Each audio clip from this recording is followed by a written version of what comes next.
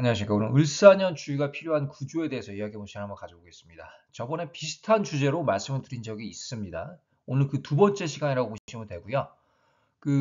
어떤 구조가 을사년에서 좀 특히 주의를 해야 되는지 구체적인 예를 통해서 분석을 해보겠습니다. 네, 을사년 어떤 구조가 좀 주의가 요구되는지 한번 분석을 통해서 알아보겠습니다. 일단은 첫 번째 구조는 기묘, 을의 갑자로 되어 있습니다. 여러분들은 이 첫 번째 구조를 보셨을 때 어떤 느낌이 드시나요? 어떤 부분이 보이시는지 궁금합니다. 일단은 관성에 강하게 눌려있는 구조입니다. 그 관성을 제압할 만한 식상이 없고요. 이게 아주 중요한데 식상이 없고 또 비겁, 인성의 힘도 약합니다. 인성이 없죠, 사주에. 거기다가 또 이 지지에서 해묘 합되면서 이 목의 힘이 더 강해집니다. 또 편관을 두 개나 가지고 있는데 또 간목 정관이 있고 지금 세운에서 을사잖아요. 을목 편관이 또 들어오는 거예요. 이랬을 경우에는 대운이 비겁, 인성, 식상이 아니고서는 재성이나 관성으로 흐른다고 했을 때는 되게 저는 건강이 아주 위험하다고 볼 수가 있겠습니다. 이런 분의 구조를 가지신 분들이라면. 그래서 건강이 우선입니다. 일단은 아주 걱정이 되고요. 그 사건 사고의 노출도 잘 돼요. 이런 사고, 이런 사주 구조는요. 건강뿐만이 아니라 그 재성을 취득하는 게 어렵죠. 왜 그러냐면은 이 식상이 없기 때문에 내가 그 남 좋은 일을 많이 할 확률이 높습니다. 남 얘기 잘 들어주고 그런 건 좋은데 자기가 이렇게 밖에 나가서 이끌어낼 수 있는 힘이 좀 부족하고 그 자기 힘으로 이렇게 재성을 벌어들이는 그런 뭐 힘이라던가 체력, 능력이 조금 부족하다고 볼 수가 있겠습니다. 그러니까 열심히 한다고 자기는 생각을 하더라도 일이 잘 안 풀린다는 생각이 들 수가 있는 거예요. 운명적으로 그런 겁니다. 한번 보죠. 관성 영향을 강하게 받고 있는 구조입니다. 편정관이 있고 또 해묘 합두되고요. 을목 편관을 세운해서 만나니 일단은 우선적으로 아까도 말씀을 드렸지만 건강이 악화될 것이고 정신적인 압박감이 클 것입니다.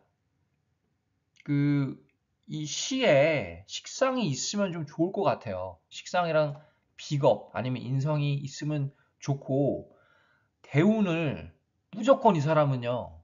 식상 인성, 식상 비겁, 비겁 인성 이런 식으로 가야 자기 사주를 조금 향상시킬 수가 있습니다. 자기 운기를. 그래서 그게 되게 중요한 거고요. 사람도 다른 어떤 한 방법은 사람도 좀 식상이 적절히 갖춘 사람들, 금기운이 있는 사람들, 좀 비겁이 출중한, 토성이 좀 강하고 인성도 좀 화기운도 적절히 있는 사람들이랑 어울리는 게 좋습니다. 그래야 자기가 그 가지고 있는 약점, 그 핸디캡을 좀 벗어날 수가 있거든요. 그 아까도 말씀드렸지만은 그 대세운이 비겁, 인성, 식상으로 흘러야 이 사람은 괜찮겠습니다. 그러니까 기본적으로 타고난 운명이 좋다고 볼 수는 없어요.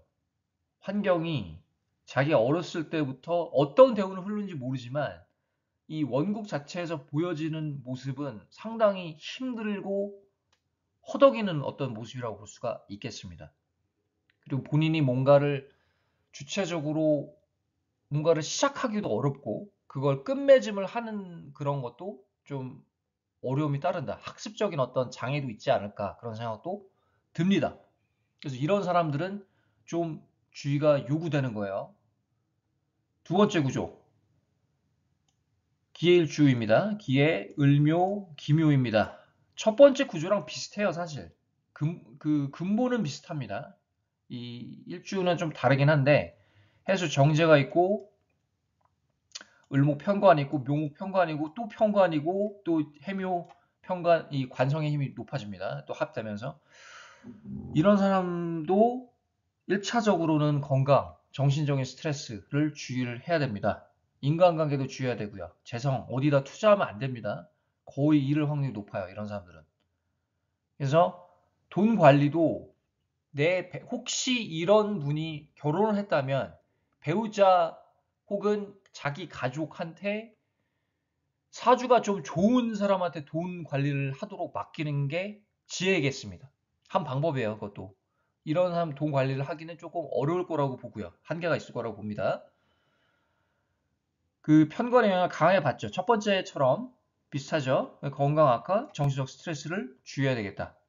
재성 창출, 유지가 좀 어려운 구조입니다. 이 관성에 눌려있기 때문에 또 식상이 없기 때문에 이 재성이 나한테 수중에 돈이 들어와도 이걸 어떻게 해야 되는지 많이 망설여지고 어떤 방법, 그 돌파구를 찾지를 못하는 그런 어떤 구조라고 볼 수가 있겠습니다. 그래서 남 의식은 많이 하죠. 일을 할 때 나보다는 사회가 일단 우선이고 남이 우선이고 근데 남 좋은 일 하다가 정작 나한테는 별로 득이 되는 게 없는 계속 이런 식의 패턴으로 인생을 살아왔을 겁니다. 이런 사주 구조는. 그래서 자기의 좀 실속을 차려야 되는데 이 실속을 어떻게 차려야 되는지 그 방법을 모르기 때문에 힘이 든 거죠. 결과적으로 힘이 든 겁니다. 첫 번째 구조는 마찬가지예요. 아까도 언급은 드렸지만 대세운에서 관성, 재성일 경우에 상당한 주의가 요구됩니다. 건강적인 측면, 사건, 사고, 서류, 그 식상을 반드시 만나야 되고 또 인성, 비겁의 운을 만나는 게 도움이 되겠습니다. 일단 기능적으로는 뭐 다른 영상에서 많이 언급을 드렸지만 이렇게 관성이 특징적인 사주는요. 식상으로 푸는 게 가장 효율적이긴 합니다. 그런데 이런 사주들은 식상이 딱 하나 들어온다고 운이 쫙 풀린다고 보기는 조금 어려워요. 한계는 있어요. 왜 그러냐면 관성의 힘이 너무 강하기 때문에. 그래서 상대적인 겁니다, 사실.